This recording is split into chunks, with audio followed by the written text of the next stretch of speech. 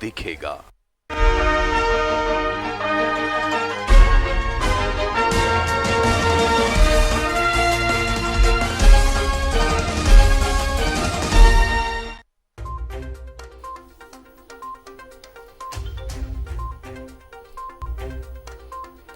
बागमारा में आरजेडी नेता सुखदेव विद्रोही को आरपीएफ के जवानों ने पीटा। घटना से गुस्साए ग्रामीणों ने जोगता थाना में काटा बवाल। हंगामे के दौरान सुखदेव हुए बेहोश, अस्पताल में कराया गया भर्ती।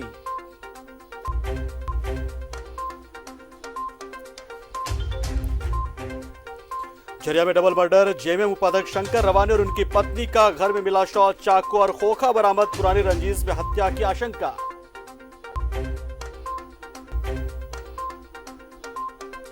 बढ़ते आपराधिक घटनाओं को लेकर डीएसपी विधि व्यवस्था ने सर्राफा कारोबारियों के साथ की बैठक। व्यवसायियों ने मांगी सुरक्षा, पुलिस ने दिए कई अहम निर्देश।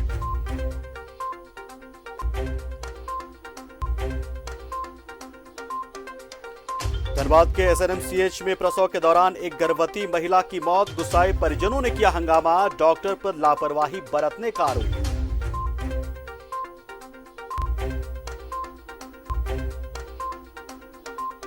पुटकी के कई इलाकों में बीते 2 सप्ताह से जलापूर्ति ठप। परेशान लोगों ने सड़क पर उतरकर जताया आक्रोश, उग्र आंदोलन की दी चेतावनी।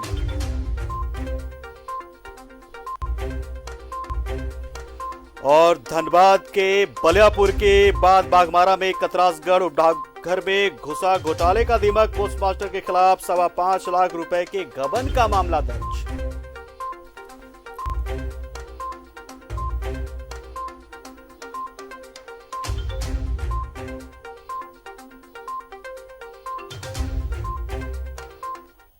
नमस्कार, मैं हूं पंकज पांडे। आप देख रहे हैं न्यूजीलैंड भारत और हाजिर हूं लेकर अपना धनबाद। करेंगे अगले आधे घंटे तक धनबाद और उसके आसपास के कई इलाकों की खबरों की चर्चा। लेकिन पहले खबर जो आ रही हेडलाइंस के बाद वो आ रही है बागमारा से, जहां पर जोगता थाना क्षेत्र में आरजेडी नेता सुखदेव विद्रोही की आरपीएफ के जवानों ने पिटाई कर दी है, मारपीट किया गया है। और इस मारपीट से गुस्साए ग्रामीणों ने जोगता थाना में जमकर बवाल काटा है।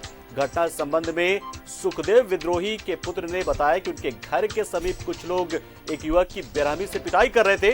इसी क्रम में उन लोगों को सुखदेव विद्रोही ने रोकने की कोशिश की तो इनके साथ भी मारपीट शुरू कर दी गई। वहीं घटना से आक्रोशित लोगों ने जोगता थाने का घेराव किया है। इसी क्रम में सुखदेव विद्रोही अचानक बेहोश भी हो गए। आनंद फानन में उन्हें अस्पताल पहुंचाया गया है। पुलिस की तरफ से घटना के ठोस कारणों का फिलहाल पता नहीं चल पा रहा है। आरोपी आरपीएफ जवानों से जोगता थाना में पूछताछ की जा रही है। फिलहाल स्थानीय लोग आरोपियों पर कार्रवाई की मांग के लिए थाने पर डटे हुए हैं। तो एक बड़ी और अहम खबर कोयलांचल से, बागमारा से, जहां पर आरजेडी नेता सुखदेव के साथ आरपीएफ के जवानों ने मारपीट की और अब उनके समर्थकों ने और ग्रामीणों ने बवाल काटना शुरू कर दिया। जोगता थाने पर लगातार वो डटे हुए हैं और कार्रवाई की मांग कर रहे हैं।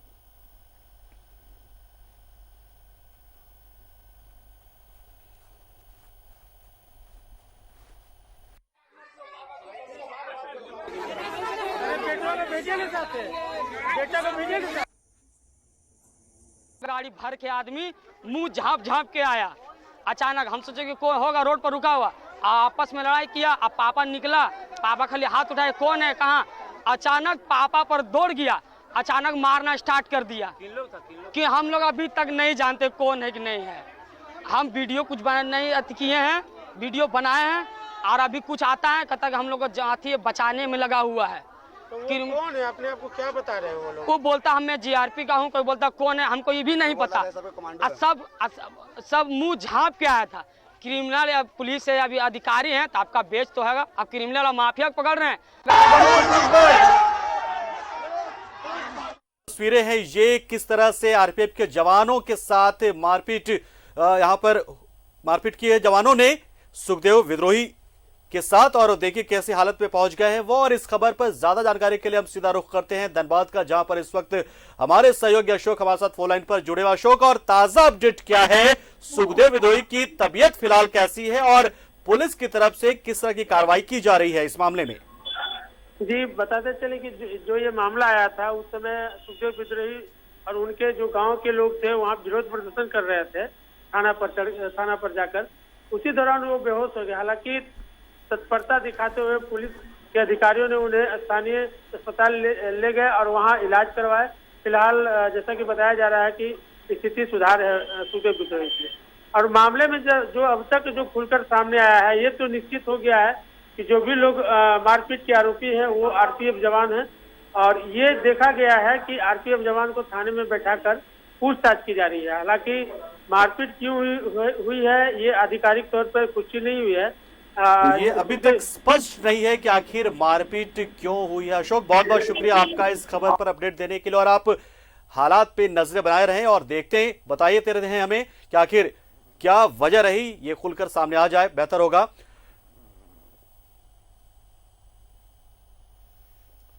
इधर धनबाद जिले के झरिया में झामुमो महानगर उपाध्यक्ष शंकर रवानी और उनकी पत्नी की निर्मम हत्या का मामला सामने आया। अपराधियों ने घर के अंदर घुसकर दोनों की बेरहमी से हत्या कर दी है।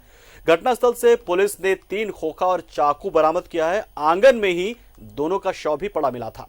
पुलिस भी पुरानी रंजिश मानकर ही इसे आगे बढ़ रही है। डबल मर्डर को जोड़कर वो देख रही है। इसी एंगल से चलते हैं, पुलिस के इस जांच रिपोर्ट में क्या सामने आएगा इसका इंतजार हमें रहेगा। लेकिन फिलहाल ये रिपोर्ट देखते हैं कि आखिर इस हत्या की वजह क्या हो सकती है। हमने भी कोशिश की जानने की।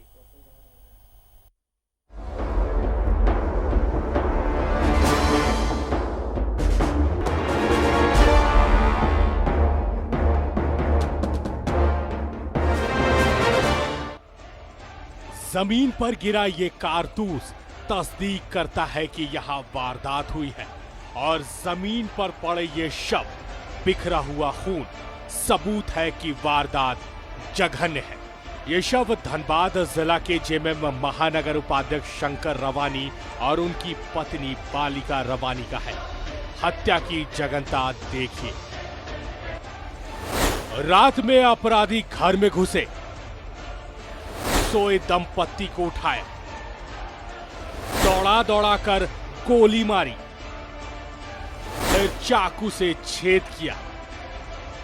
दंपत्ति तड़पते चिल्लाते रहे, फिर सिर्फ मौत आई और कोई नहीं आया। और इसमें छानबीन कर रहे हैं हम लोग। इसमें हम लोग fingerprint team, dog squad team सब मंगवाए हैं और उसमें मतलब पूरा जांच में हम लोग इन्वॉल्व हैं। कुछ समय पहले इनके भाई की भी हत्या हुई थी और इसी परिवार पर आरोप लगा था। इसके बाद इनके बेटे की हत्या हुई थी। तो सारे चीज़ों पर अनुसंधान होगा। इसमें मतलब किस किस बिंदुओं पर, सारे बिंदुओं पर अनुसंधान। सूचना रविवार सुबह पूरे इलाके में फैली। पुलिस पहुंची, विधायक पहुंचे, सियासतदान पहुंचे और पहुंची इंसाफ की उम्मीद भी। जो है ये सालों से ऐसे ही चलता आ रहा है। इनके परिवार के साथ, इनके बेटे के साथ भी ऐसा हो चुका है, इसके पहले भी। तो निश्चित तौर पर इसकी एकदम जो है पुलिस इसको प्रायोरिटी में रखेगी और सबसे पहले पता करेगी। आप लोग सुबह से लगे हुए हैं, हम भी उनके बेटे का इंतजार कर रहे हैं कि आए तो आगे की कुछ कार्रवाई की जा सके। बिना उनके आगे आए कोई कार्रवाई नहीं की जा सकती है। आएंगे निश्चित तौर पर इसका बहुत जल्दी उद्भेदन होगा। के लिए दुखद घटना है कि आज हमारे क्षेत्र में ऐसे घुसकर दिन दहाड़े किसी की हत्या हो जाना, ये बहुत ही शर्म की बात है कि आज प्रशासन यहीं पे दिन रात रहती है और प्रशासन का लापरवाही है, जो आज दिन दहाड़े हर आने वाले एक दिन कोई ना कोई दुर्घटना होती है, चाहे वो मर्डर हो या किसी की घर में चोरी हो। हत्या के तार धीरेन्द्र रवानी हत्याकांड से जुड़े हैं। पुलिस इसी को आधार मानकर जांच कर रही है। इंतजार अपराधियों के पकड़े जाने का है। झरिया से न्यूज़ 11 भारत के लिए अंकित झा की रिपोर्ट। इधर धनबाद के एनएमसीएच में प्रसव के दौरान एक गर्भवती महिला की मौत हो गई। मौत से गुस्साए परिजनों ने जमकर बवाल काटा और डॉक्टर पर लापरवाही बरतने का आरोप लगाया। दरअसल कुमार दुबे के रहने वाले एक शख्स ने अपनी गर्भवती पत्नी को शुक्रवार को एसएनएमसीएच में एडमिट करवाया था। महिला की मौत के बाद परिजनों ने काफी हंगामा किया और डॉक्टर और नर्स पर कई गंभीर आरोप लगाए। तुम मुझे खून दो, मैं तुम्हें बेईमानी दूंगा। शुक्रवार को एडमिट किए थे यहाँ पर। उसका बाद बोला एक डॉक्टर आके कि एक बच्चा मरा हुआ है, ट्विंस बच्चा था। उसके बाद नेक्स्ट शिफ्ट का डॉक्टर आके बोला कि दोनों बच्चा ठीक है, तुम्हारा वाइफ का सिर्फ खून का कमी है। हम लोग संग संग खून दिए, उसके बाद फिर और 1 यूनिट खून दिए, तब फिर बोला कि अभी ये लोग का नॉर्मल डिलीवरी होगा। बोले शुक्रवार शनिवार को सुबह फिर बोला कि जाके चेक कर लो तुम खून कितना है। वहाँ पर जाके चेक करवाए तो लोग बोला खून का कमी है, 2 यूनिट और लगेगा। 2 यूनिट और खून हम लोग जुगाड़ किए, रखा हुआ खून, और उसके बाद उसको सुबह नाश्ता उस्ता घुमाए, सब कुछ किए और ले गया ऑपरेशन थिएटर। इस बेचारे ने खून दिया पर बदले में इसे बेईमानी मिली, धोखा मिला। धनबाद के NSMCH में प्रसव के दौरान एक गर्भवती महिला की मौत हो गई।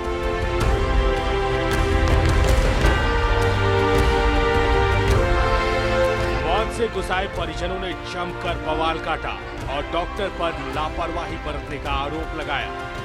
शनिवार को ठीक ठाक थी, डॉक्टर बताया कि ब्लड की कमी है, तो फिर ये लोग 2 बोतल खून ले आए, 2 यूनिट ले आए, 1 यूनिट चढ़ा था। उसके बाद फिर आज 9 बजे तक वो घूमी है, अपने पति के साथ हॉस्पिटल वगैरह में घूमी है। इन लोग का कहना है कि डॉक्टर की लापरवाही से घटना घटी है, क्योंकि वो लोग का कहना था कि एक बार बोला कि एक बच्चा ठीक है, फिर ये लोग का कहना है कि 15 मिनट के बाद आया कि दोनों बच्चा अब ठीक नहीं है, मर गया। और कुछ देर के बाद बोलता है उसकी मम्मी भी मर गई। इसी में ये लोग आक्रोशित है। कुमार दुबी के रहने वाले एक शख्स ने अपनी गर्भवती पत्नी को अस्पताल में एडमिट करवाया था।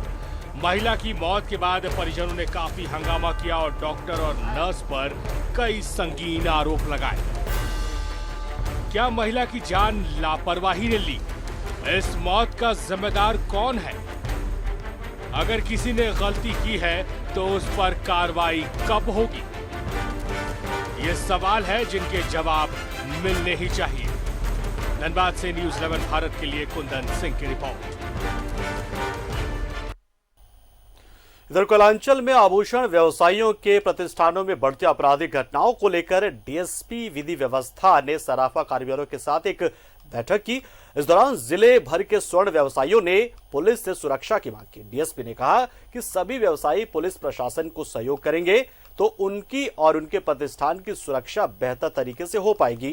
उन्होंने कहा कि हर कारोबारियों को ग्राहकों का पूरा ब्यौरा दर्ज करना चाहिए, इसमें कोई कोताही नहीं बरतनी चाहिए। साथ ही मास्क हटाकर एक बार सीसीटीवी में पूरा चेहरा कैद हो, इसकी व्यवस्था भी करनी पड़ेगी। कर रहे हैं कि आप थोड़ा सा अलर्ट रहें, आपके यहाँ थोड़ा निगाह बना के रखें कि आपके यहाँ जो भी आता है, हर तरह के लोग आ सकते हैं, कस्टमर के रूप में रेकी करने भी आ सकता है।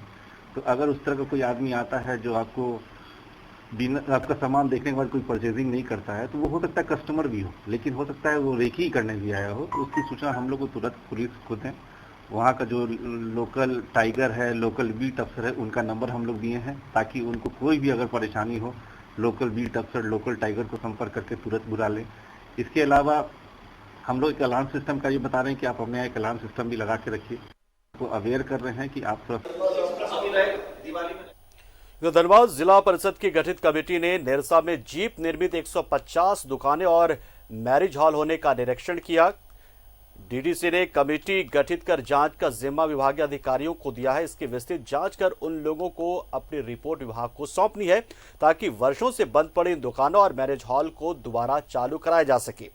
राज्य सरकार के ग्रामीण विभाग ने जिला प्रशासन को इन बंद पड़े दुकानों को चालू करने का आदेश दिया है।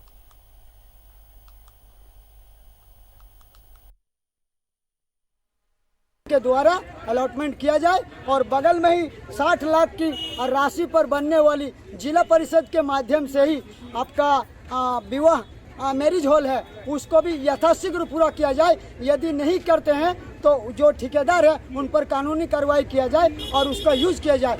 के बार इसका टेंडर निकाला गया, लेकिन वही कुछ दिन के बाद फिर वही वाला हाल हो जा रहा है। कुछ दुकान नया सिरे से बनाया, उसमें कुछ आदमी का 2000-5000 रुपया करके सिक्योरिटी मनी भी लिया गया था। उसके बाद फिर क्या हुआ भगवान जाने। तो डाकघर की वित्तीय व्यवस्था और बेहतर सेवा की लोगों में अलग पहचान मानी जाती है, लेकिन जब भ्रष्टाचार का दिमाग डाकघर में भी घुस जाए तो फिर आम इंसान कहां जाए। ताजा मामला कतरासगढ़ उप डाकघर का है, जहां के पूर्व पोस्टमास्टर और वर्तमान में निरसा के उप डाकघर में पदस्थापित परमेश्वर महतो पर आरोप लगा है। उनके खिलाफ धनबाद पोस्ट ऑफिस के विभाग के ही इंस्पेक्टर कुमार अभिषेक ने 5.25 लाख रुपए के गबन का मामला दर्ज कराया है, जिसकी जांच की जा रही है। मामला 2019 का बताया जा रहा है और उस समय कतरासगढ़ डाकघर में आरोपी पोस्टमास्टर के रूप में कार्यरत था। पोस्टमास्टर के ऊपर गबन का मामला दर्ज होने के बाद कतरास डाकघर के अधिकारियों में हड़कंप मच गया है। गबन का आरोप कतरास के तत्कालीन उप डाकपाल परमेश्वर महतो पर लगा है। डाक निरीक्षक कुमार अभिषेक के द्वारा ऑडिट के दौरान पोस्ट ऑफिस में 5,25,000 राशि जो है कम पाया गया, जो गबन का आरोप लगा है। कोरोना काल में निजी स्कूलों में कई गाइडलाइंस जारी हुए ताकि अभिभावकों को राहत दी जा सके, पर हकीकत में निजी स्कूल इन सभी गाइडलाइंस को मजाक बनाते आ रहे हैं। जी हाँ, मजाक उड़ा रहे हैं इन गाइडलाइंस का। हम ये क्यों कह रहे हैं, समझने के लिए धनबाद से ये रिपोर्ट देखिए और समझिए कि क्यों निजी स्कूलों को लेकर ये रिपोर्ट हमने तैयार की है और क्यों इसे आपको जानना जरूरी है। धनबाद कोलांचल में संचालित निजी स्कूलों की मनमानी चरम सीमा पर है। अभिभावक महासंघ के महासचिव मनोज मिश्रा ने कहा है कि कोरोना को देखते हुए सरकार ने शैक्षणिक सत्र 2020-21 में विद्यालय शुल्क में किसी भी प्रकार की वृद्धि नहीं करने का आदेश जारी किया था। आदेश में कहा गया था कि निजी विद्यालय के संचालन शुरू होने के पूर्व मात्र ट्यूशन फीस लिया जाएगा। इसके बावजूद विद्यालय प्रबंधन अभिभावकों को मानसिक रूप से प्रताड़ित करते हुए ट्यूशन फीस के अलावा कभी बोर्ड का रजिस्ट्रेशन या परीक्षा फॉर्म भरने के नाम पर शुल्क जमा करने का दबाव बना रहे हैं। धनबाद जिले में सभी स्कूलों के द्वारा गैर कानूनी तरीके से सभी प्रकार के शुल्क वसूलने का प्रयास हो रहा है। इस क्रम में स्कूल भी बच्चों को बुलाया जा रहा है, अभिभावकों को बुलाया जा रहा है ताकि ब्लैकमेल कर सके। तो इससे आग्रह किया कि इसको पर तत्काल रोक लगाइए और सभी स्कूलों को एक निर्देश जारी करिए। साथ ही स्कूल परिसर में जो अभिभावकों और बच्चों को बुलाया जा रहा है, इस पर भी रोक लगाने की। वहीं जिला शिक्षा पदाधिकारी ने निजी विद्यालय को सरकार के दिशा निर्देशों का पालन करने की हिदायत देते हुए विद्यालयों में अनावश्यक भीड़ नहीं लगाने की सलाह दी है। साथ ही कहा गया कि पूरे मामले को संज्ञान में लिया गया और अपने स्तर से पूरे मामले को देखेंगे। विद्यालय जो है बच्चों को वहाँ बुलाकर भीड़ इकट्ठा कर रहा है, ये तो अभी के इस महामारी के समय में कोविड-19 के नियमों का अनुपालन नहीं, उल्लंघन ही हो रहा है। कोविड-19 का जो दिशा निर्देश प्राप्त है, उस दिशा निर्देश को अनुपालन कराने का प्रयास करेंगे। अच्छा, संज्ञान में आया है, हम लोग इस मामले को हम देखते हैं। धनबाद कोलांचल के शहरी, ग्रामीण एवं कोयलियरी इलाकों में संचालित निजी विद्यालयों में लगातार छात्रों और अभिभावकों का दोहन किया जा रहा है। कोरोना संक्रमण काल में भी उन्हें लगातार स्कूल बुला करके एन प्रकारेण फीस ली जा रही है। इसको लेकर के अभिभावक महासंघ ने सरकार से गुहार लगाई है और डीईओ को पत्र लिखकर तमाम निजी विद्यालयों की मनमानी पर रोक लगाने की मांग की है।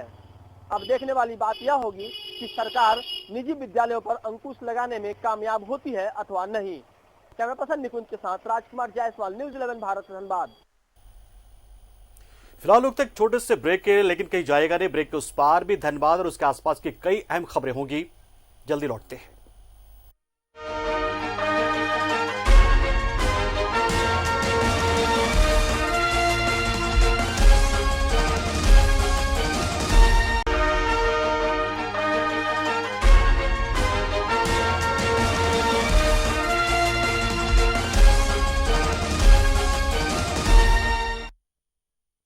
ब्रेक के बाद आपका एक बार फिर स्वागत। आप देख रहे हैं न्यूज़ 11 भारत पर अपना धनबाद। केंद्र के कृषि कानून पर विपक्ष के लगातार हो रहे हमले पर बीजेपी भी कमर कसकर उतर चुकी है। इसी क्रम में निरसा से चिरकुंडा मंडल में बीजेपी किसान मोर्चा ने चौपाल लगाकर किसानों को इस कानून के बारे में समझाया। उन्हें बताया कि ये कानून अन्नदाताओं के हित में है और विपक्ष किसानों को गुमराह करने की जुगत में है। उन लोगों के बीच हैंडबिल भी बांटा गया और किसान कानून से जुड़ी तमाम जानकारियों को विस्तृत तरीके से इस पर समझाया गया था। द्वारा इस योजना को पास कराया गया है ये बहुत ही महत्वपूर्ण है, जिसको किसान को बिचौलियों से बचाना है। आज जो किसान आपका आत्महत्या कर रहे थे, कर्ज लेने के लिए मजबूर हो रहे थे, इस सब को देखते हुए यशस्वी प्रधानमंत्री माननीय श्री नरेंद्र मोदी जी ने ये निर्णय लिया है कि बिचौलियों से कैसे भी किसानों को बचाना है, और ये जो आत्महत्या करने का जो नौबत आता है किसानों को, उससे इन्हें निजात। और इधर झरिया विधायक पूर्णिमा सिंह जामाडोबा स्थित जल संयंत्र केंद्र पहुंची, जहां उन्होंने नए कनेक्शन का फाइल लटकाने को लेकर एमडी दिलीप कुमार और कार्यपालक अभियंता को जमकर फटकार लगाई। साथ ही उन्होंने अधिकारियों से कहा कि जल्द से जल्द इस समस्या से लोगों को निजात दिलाई जाए, ताकि उन्हें आसानी से पानी का कनेक्शन मिल सके।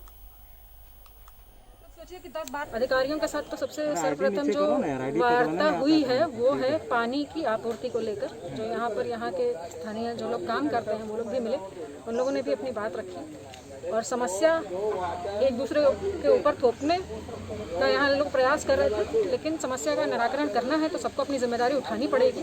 आज के बाद सिर्फ और सिर्फ है कि अगर यहाँ पे परेशानी आती है तो इसके लिए पूरी तरीके से यहाँ अधिकारी जिम्मेदार होंगे, क्योंकि उन्हीं को यहाँ का जो है जिम्मेदारी मिला हुआ है काम करने का। इधर निरसा में चिरकुंडा के नटराज आयरन फैक्ट्री के मजदूरों का धरना 41वें दिन भी जारी रहा, जहां बाघमारा विधायक ढुल्लू महतो आज मजदूरों से मिलने पहुंचे हुए थे। विधायक ने कंपनी को चेतावनी देते हुए कहा कि कंपनी धैर्य की परीक्षा ना ले। विधायक ने जिला प्रशासन को इसके लिए जिम्मेदार ठहराया। धरना जब तक मजदूरों का डिमांड नहीं पूरा हो रहा है, मजदूरों का अधिकार नहीं मिल रहा है, तब तक ये धरना, ये लड़ाई जारी रहेगा। हम लोग अपना प्रयास हर तरह से प्रयास किए हैं। मतलब सोच सकते हैं आप, हम भी सोच सकते हैं, क्षेत्र की जनता भी देख रही है कि इतने लंबे समय के बाद भी हजारों हजार मजदूर धरना पर बैठा हुआ है। जिला प्रशासन के संज्ञान में रहने के बाद भी, राज्य सरकार के संज्ञान में रहने के बाद भी हजारों मजदूर भुखमरी की स्थिति में और किसी प्रकार का पहल नहीं हो रहा है। ये बहुत दुखनीय बात है, बहुत दुखद बात है, बहुत ही गंभीर बात है। और आज मजदूर भुखमरी की स्थिति पर है। अगर किसी प्रकार का मजदूरों का क्षति होता तो इसका जवाब दे जिला प्रशासन और सरकार। इधर पुटकी के कई इलाकों में बीते 2 सप्ताह से जलापूर्ति ठप होने से परेशान लोगों ने प्रदर्शन का रास्ता अख्तियार किया। लोगों का आक्रोश जलापूर्ति कर रही कंपनी L&T के साथ ही PHED पर भी फूटा। लोगों का कहना है कि विभाग ने बकाया भुगतान नहीं किया, जिसके कारण कंपनी ने जलापूर्ति बंद कर दी है। ऐसी स्थिति में महीनों से है और लोग बूंद बूंद पानी के लिए तरस जाते हैं। लोगों ने कहा कि हालात जल्द ठीक नहीं हुए तो उग्र आंदोलन किया जाएगा।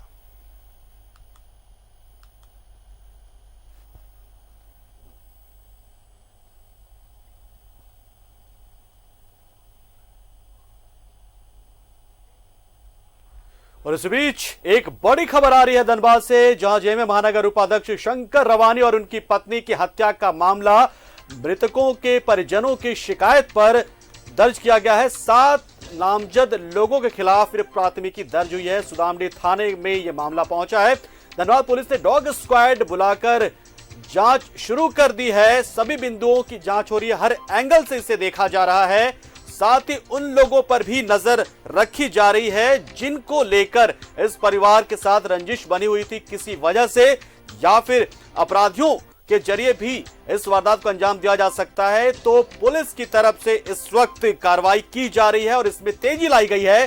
डॉग स्क्वाड को बुलाकर सभी बिंदुओं की जांच की जा रही है। परिजनों ने 7 नामजद लोगों के खिलाफ प्राथमिक तो दर्ज करा दी है, लेकिन पुलिस हर तरीके से इसे जांचना चाहती है कि क्या सिर्फ ये रंजिश की वजह से हुआ मामला हो सकता है या इसके पीछे कोई दूसरी वजह भी हो सकती है।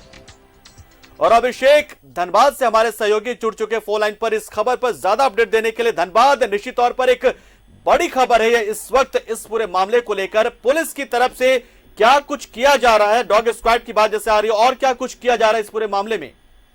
देखिए पंकज, ये जो हत्याकांड है, एक तरह से कहें कि पॉलिटिकल तौर पे जुड़े हुए थे। झामुमो के उपाध्यक्ष थे शंकर रवानी और उनकी पत्नी बबीता देवी की हत्या हुई है और ये दोहरी हत्याकांड है। तो स्वाभाविक है कि जिस प्रकार से ब्रूटली उनकी हत्या की गई है, तेज धारदार हथियार से उनकी जान ली गई है और साथ में पास में ही गोली जो है वो बरामद की गई है, खाली कारतूस बरामद हुआ है। तो अब ऐसा लग रहा है कि जिन लोगों ने, जिन अपराधियों ने हत्या किया है, एक बदले की भावना से एक रिवेंज मर्डर भी हो सकता है। क्योंकि आपको याद होगा कि 2017 में धीरेन्द्र रवानी की हत्या हुई थी, जो इनके भाई थे शंकर के, और इन दोनों के बीच में पहले से अदावत रही थी। तो एक परिवार पहले से साफ हो चुका है और उसमें बाकी लोग नामजद जो आरोपी बनाए गए थे उसमें से कई लोग जेल भी गए थे और हाल में जेल से बाहर भी निकले थे। दूसरी तरफ आज की जो घटना घटी है उसमें आपको याद होगा कि इसमें भी अभी थोड़ी देर पहले ही सुदामदी थाना में 7 लोगों को नामजद बनाया गया और अन्य ये सभी लोग जो हैं गोतिया ही बताए जा रहे हैं। यानी हत्याकांड में दोनों तरफ से अगर FIR करें, पूर्व की हत्याकांड में भी कहें तो शंकर रवानी और उनके चूंकि बेटे कुणाल पर हत्या का आरोप था तो उसमें भी एक की जान गई थी उसी समय में तत्काल। तो ये पूरी तरह से कहें कि गोतिया की आपसी लड़ाई में पूरा का पूरा जो है पहले एक की हत्या हुई, उसके बदले में फिर दूसरी की हत्या हुई और आज भी उसी कड़ी से जुड़ा हुआ है। हालांकि मामला उसी से जुड़ा हुआ। बिल्कुल अभिषेक, आप इस पर नजर बनाए रखें, हम आपसे आते रहेंगे और जानकारियां लेते रहेंगे और जो भी अपडेट है वो आप हम तक फौरन पहुंचाते रहें। न्यूजीलैंड भारत इस खबर पर भी लगातार बना हुआ है और उसकी नजरें इस मामले से जुड़े पल पल के अपडेट्स पर भी है। तो एक बड़ी खबर इस वक्त धनबाद से।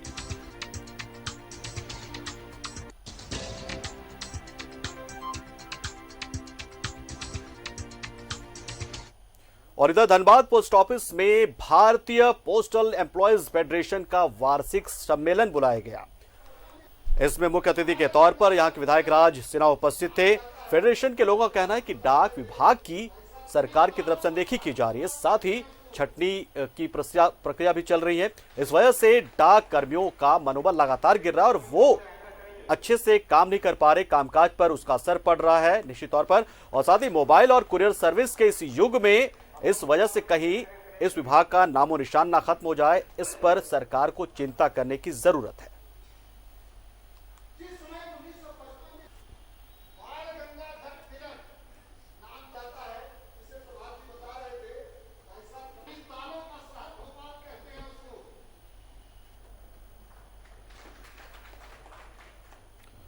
और इधर धनबाद में बालिका दिवस के मौके पर रक्तदान शिविर का आयोजन किया गया, जिसका उद्घाटन एसिड पीड़िता धनबाद की बेटी सोनाली मुखर्जी और JEE यानी कि जी के टॉपर अनुष्का ने संयुक्त रूप से किया। इस मौके पर मीडिया से बात करते हुए सामाजिक कार्यकर्ता अंकित राजगढ़िया ने बताया कि रक्तदान शिविर करके प्रोटेस्ट का नया तरीका अपनाया गया है।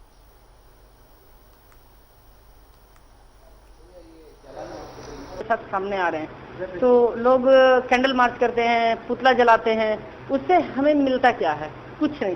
तो हमने सोचा कि हमने ये तय किया कि ये उन बेटियों के नाम होगा, एक सम्मान के रूप में धनबाद के युवा जो हमारे सर्किल के मित्र हैं वो ब्लड डोनेशन करके उनको एक उचित सम्मान देंगे। सब सामने आ रहे हैं तो लोग कैंडल मार्च करते हैं, पुतला जलाते हैं, उससे हमें मिलता क्या है? कुछ नहीं।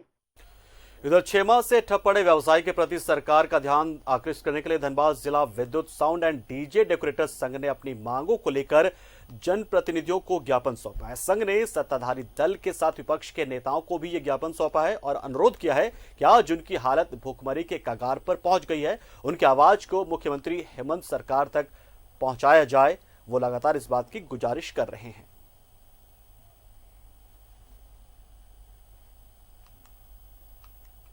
और अपना धनबाद में आज के लिए इतना ही, लेकिन देश और दुनिया की तमाम खबरों के लिए बने रहिए हमारे साथ, देखते रहिए न्यूज़ 11 भारत।